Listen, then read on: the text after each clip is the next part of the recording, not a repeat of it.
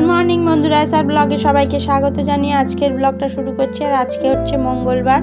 বলেছিলাম যে শাশুড়ি মা বেড়াতে যাবেন, ওই যে ছোট মেয়ে, শাশুড়ি মা, আমার ননদের ছেলে, ওরা তিনজনই বেড়াতে যাচ্ছে। বেড়াতে বলতে শাশুড়ি মায়ের বাপের বাড়ি, মানে আমার মামা শ্বশুর বাড়ি যাচ্ছে। ছোট মেয়ে ওই যে রেডি হয়ে তাড়াতাড়ি চলে যাচ্ছে, ও রেডি হয়ে গেছে, আমি শেয়ার করতে পারিনি তোমাদের সাথে।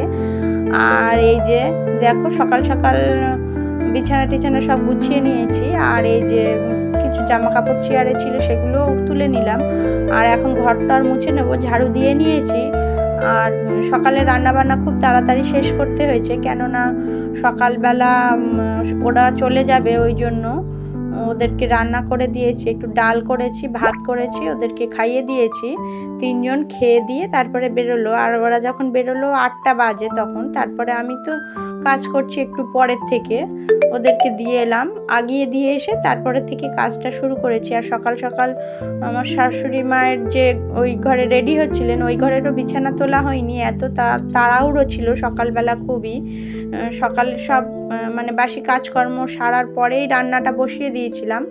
আর ওরা স্নান টান সেরে তারপরে যাবে, অনেকটাই তাড়াহুড়ো ছিল। সকালে মোটামুটি বেরিয়ে যাওয়ার পরের থেকে আমি ঘরের কাজ শুরু করেছি। তার আগে রান্নাবান্না করতে অনেকটাই সময় লেগে গেছে। ডাল আর ভাত করেছি, সকাল সকাল তাড়াহুড়ো করে আর কিছুই করতে পারিনি। আর একটু চা করেছিলাম, আমার হাজব্যান্ড চা খেয়ে বেরিয়ে গেছে। আর ওরা সবাই তিনজন বেরিয়ে গেল। বেরিয়ে যাওয়ার পরে আর ননদের ছেলে আগেই বেরিয়ে গেছে, কেননা ও টিকিট কাটবে।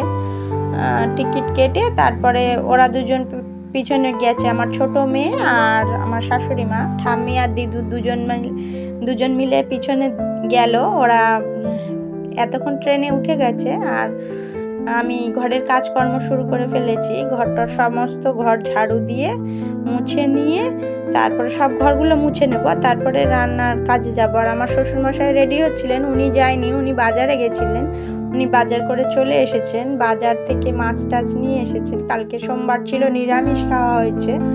আর এই যে আজকে বাড়ির চাল কুমড়ো, ননদের বাড়িতে চাল কুমড়ো হয়েছিল, সেটাই হাজব্যান্ড 2 ভাগ করে রেখে গেছিলেন, আমি গুছিয়ে নিয়েছি। আর এখন আমার স্নান করা হয়ে গেছে, পুজো দেওয়া হয়ে গেছে, ঘরের সমস্ত কাজকর্ম কমপ্লিট। আর এই কাটা কোটা মাছ টাছ ধুয়ে কেটে কুটে রেখে গেছিলাম আগে।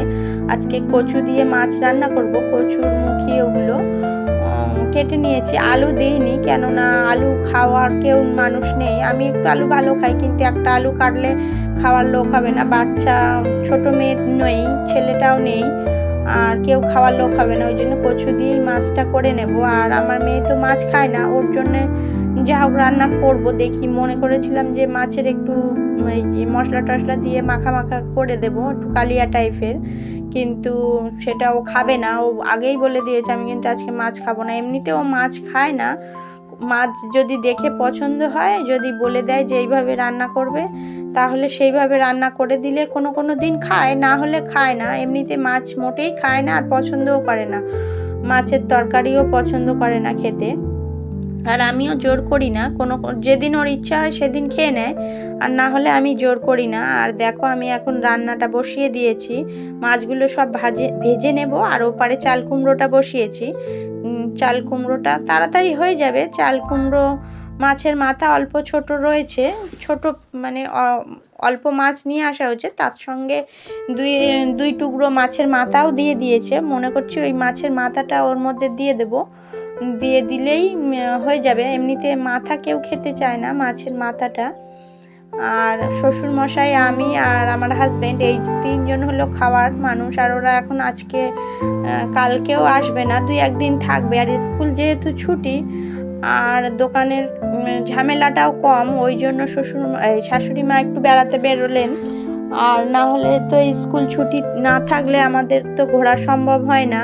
3টে বাচ্চা স্কুলে যায়, ওই জন্য ঘুরতে যাওয়া হয় না। আর আমরা তো কয়দিন আগে ঘুরে এলাম বাপের বাড়ির থেকে, আমার মামার বাড়ির থেকে ঘুরে এসেছি, ওই জন্য আমি আর গেলাম না। সবাই মিলে বাড়ির থেকে গেলে হয় না। আর দেখো, আমার রান্নাবান্না মোটামুটি কমপ্লিট হয়ে গেছে। আমি এখন সমস্ত এইগুলো গ্যাস ওভেন আর তার নিচটা একটু স্ল্যাবটা পরিষ্কার করে মুছে নিচ্ছি। মাছ ভাজতেই ওগুলো মুছে টুছে নিয়ে তারপরে করছি, কেননা সমস্ত জায়গায় তেল ছুটে পড়ছে। এখনও রান্নার কিছুই হয়নি, মাছ সবে ভেজে ভেজে তুলছি। আর চাল কুমড়োটা প্রায় হয়ে এসেছে, চাল কুমড়োটা হয়ে এসেছে। মাছগুলো সমস্ত ভাজতে, মাছগুলো অনেকটা সময় লাগে ভাজতে, বড় বড় মাছ তো। আর মাছ ভাজতে ভাজতে আমি ফাঁকে এগুলো করে নিচ্ছি, মশলাটাও বাটবো। মিক্সিটা তো খারাপ হয়ে গেছে, আমাকে একটু শিলেই মশলা পিষে নিতে হবে, কেননা সব সময় মশলা এই যে পেঁয়াজ রসুন আদা কাঁচা লঙ্কা সব একসঙ্গে পেস্ট করি, আর আজকে ওরকম করিনি। লঙ্কাগুলো গোটা গোটাই দিয়ে দিয়েছিলাম, লঙ্কা বাটতে পারি না, হাতটা জ্বালা করে। আর পেঁয়াজ রসুনগুলো বেটে দিয়েছিলাম। দেখো আমার ঝোলটা কমপ্লিট হয়ে গেছে। ঝোলটা কমপ্লিট বলতে সবে জল দিয়েছি, আর একটু ঝোলটা একটু কমাবো, তারপরে নামাবো।